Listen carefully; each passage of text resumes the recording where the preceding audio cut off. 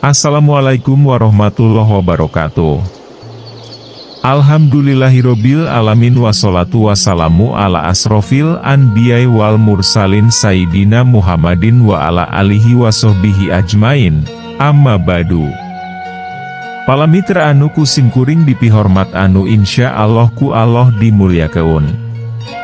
Puji sinareng syukur kehadirat Gusti Allah Subhanahu wa Ta'ala kanggo sagala limpahan rahmat sarta barokahna. Tina kasempatan urang tiasa patepung Pak Ampok jongok Dewi sasarengan dina dongeng anu judulna ngepung kahar musakar. Sabab, lamun teu aya rahmat barokahna Allah Subhanahu wa Ta'ala mahurang moal tiasa patepung sareng mirengkeun Dewi dongeng nuku simkuring bade dipedar. Solawat sareng salam salawasna dilelerkeun ka junjungan urang, Kanjeng Nabi Muhammad sallallahu alaihi wasallam. Ka kulawargina, para sahabatna, tabi'in tabi'at, teu hilap kanggo ka urang salaku umatna, kulantaran anjeunana, urang janten tiasa ngabedakeun sagala perkara dihirup urang mana anu hak jeung mana anu bathil. Palamitra sadaya anu dimuliakeun ku Allah Subhanahu wa Ta'ala. Ujug benten sareng ria. Terkadang ria mah tiasa dihindari, tapi ujug mah sering pisan timbul.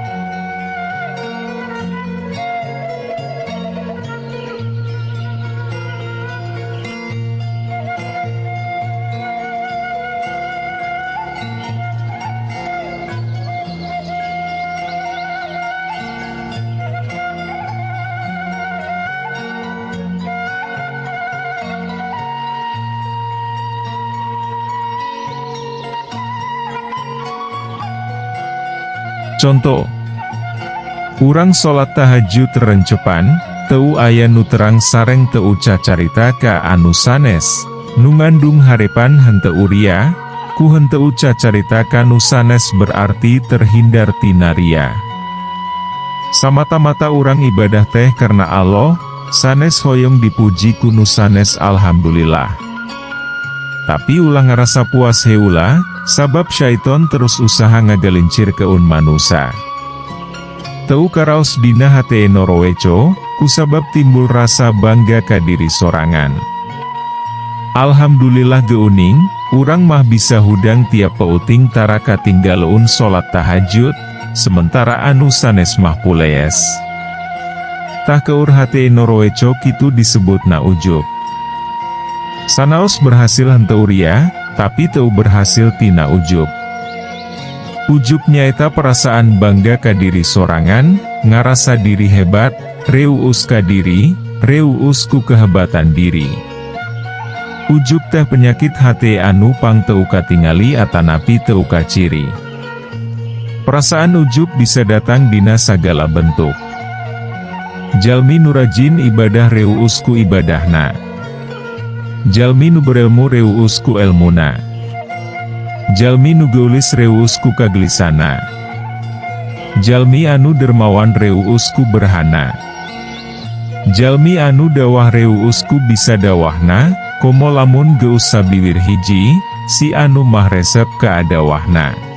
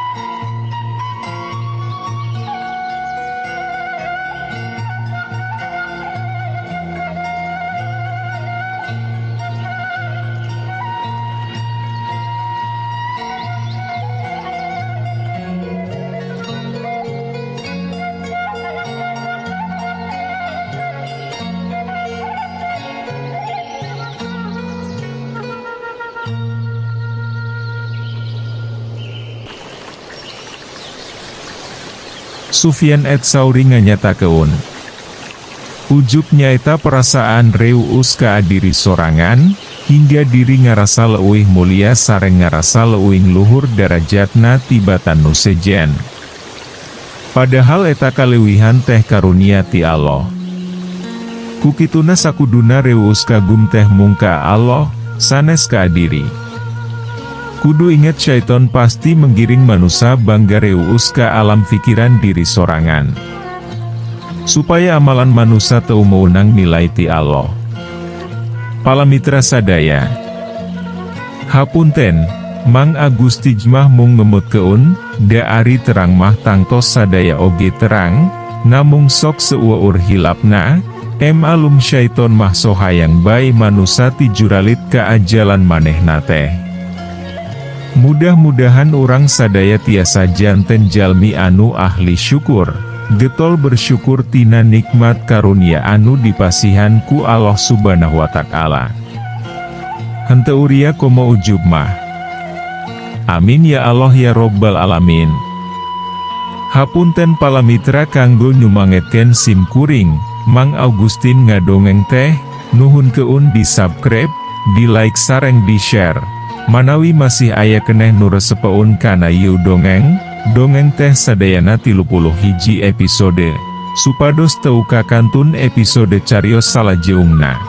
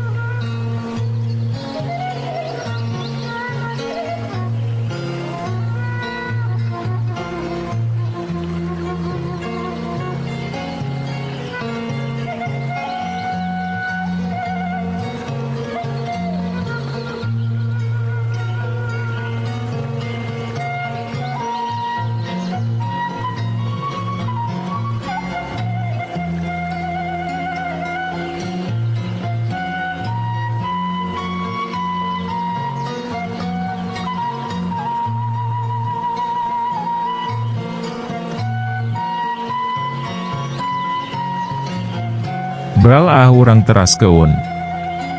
Ngepung kahar muzakar. Bagian ke-20 hiji.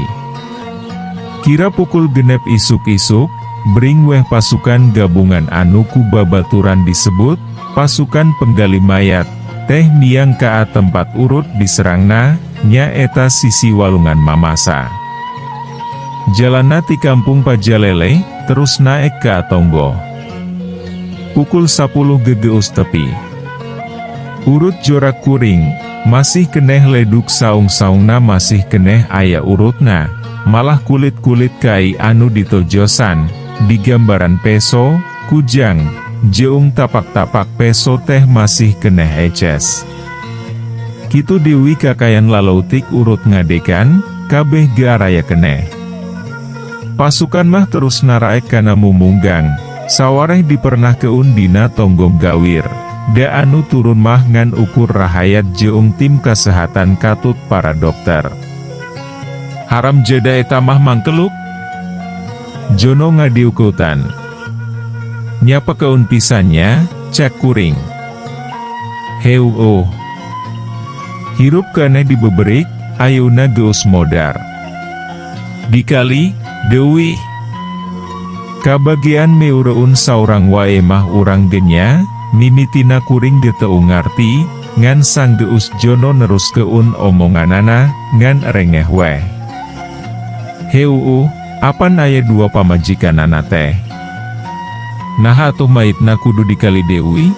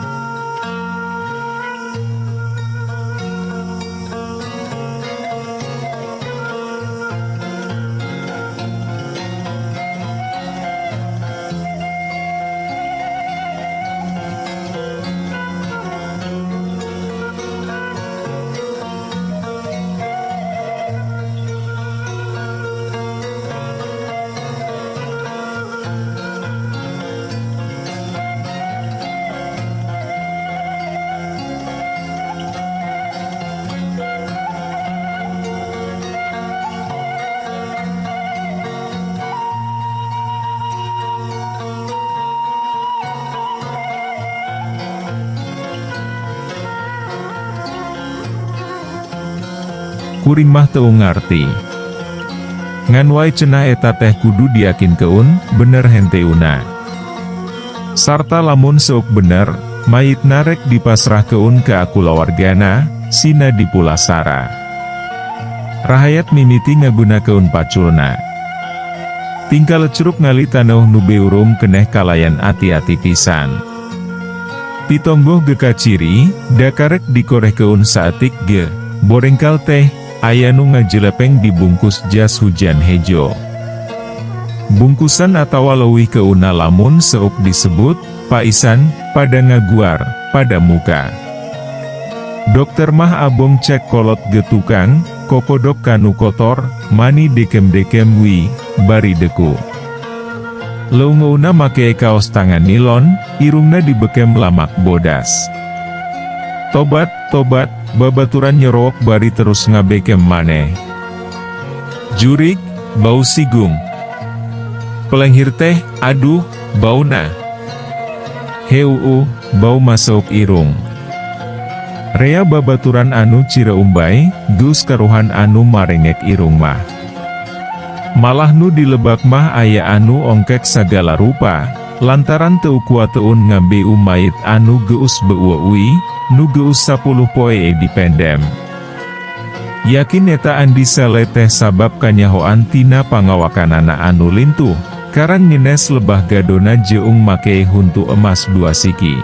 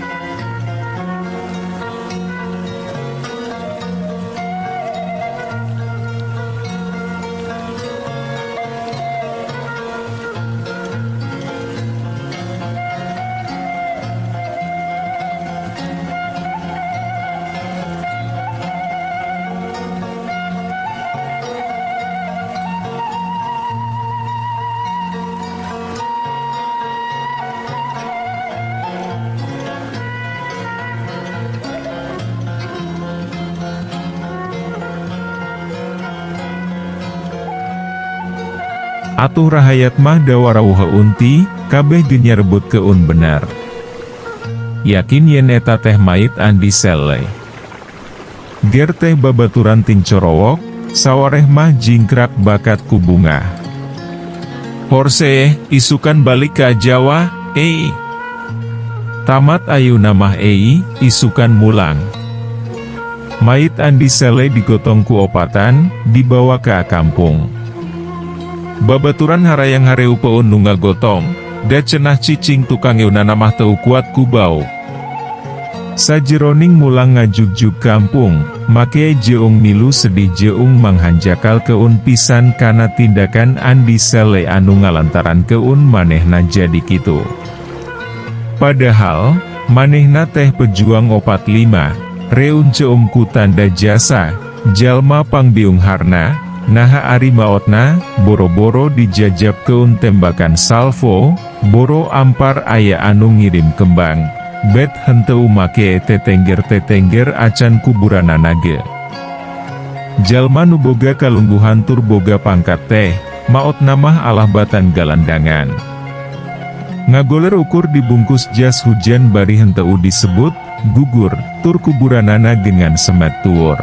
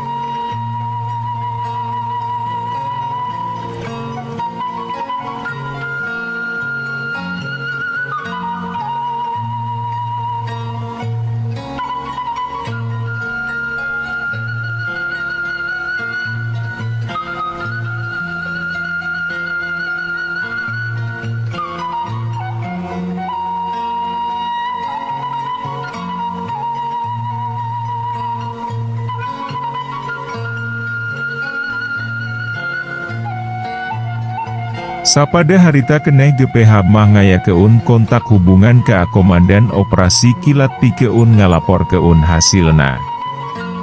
Beja teh si horeng terus nyebar, pabeja-beja, tepi ke arah hayat genyarahoeun, yen andi sele geus ngababatang. Kukulawargana, mayitna dipulasara Dewi, terus dimakam keun di Astana Supa Kabupaten Pindrang, kira-kira 183 km ti Makassar. MHU atuh dasar manusa kaleulewihi. Tah kumaha ari geus kitu? Perjuangan nana, jasa reujeung pangorbanan gejadi sirna, keuna kana paribasa, halodo sataun lantis ku hujan sapoe.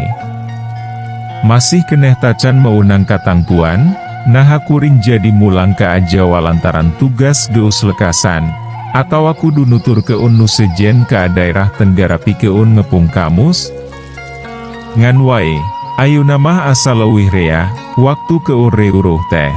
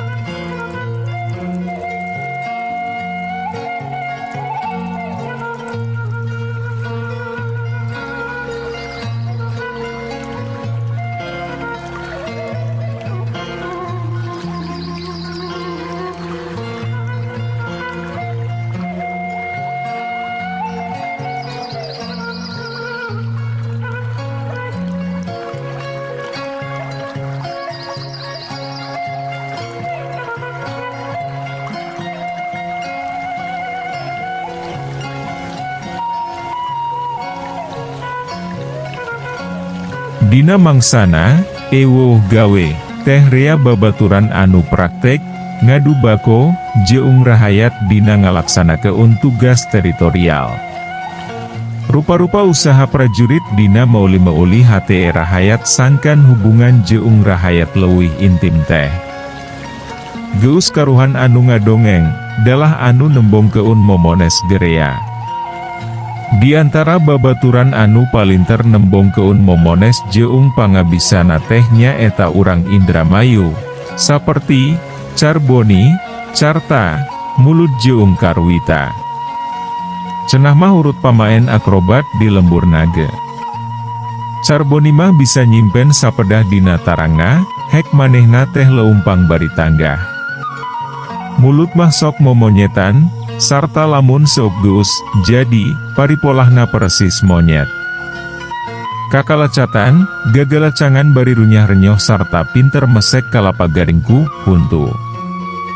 Kungsi jadi kacapangan rahayat, tepi ka rahayat bener-bener muji kana pangabisa pasukan Siliwangi, samalah rahayat mah nyangkana teh kabeh wi miureun palinter kitu.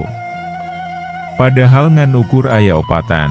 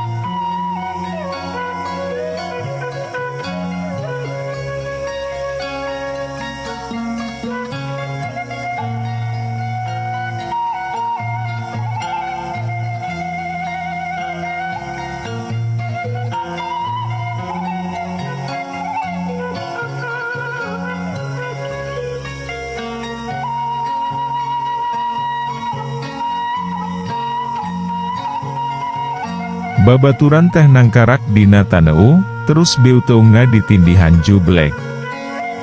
Luhureun jublek dipasang meja sarta rahayat sina dariuk dina meja. Sakitu pada nindihan teh babaturan kuring teuna naon, henteu nyeriun atawa biura teun ngalantaran keun rahayat cuuk rek bari gogodek. mun pouting, sok orkesan. Nurdin jeung Sofyan tukang nembangna. Maman tukang ngahitar. Padu ngagembrung, padu disadawi, tapi teu burung sok pada ngalalajoan eta ge. Ah, ngan kitu jeung kitu gawe teh. Saka peumah sok ngahagal keun museup atawa nyiukan lele.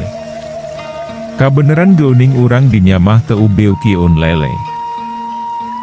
Dina walungan-walungan leutik sisi jalan gelelemah rea. Keur resep-resepna ulin ewo gawe, jebul teh po, parentah operasi, yen kuring sabatur-batur kudu miang ka daerah Tenggara pikeun ngabantu kompi sejen anu geus bagerak leuwih ti heula.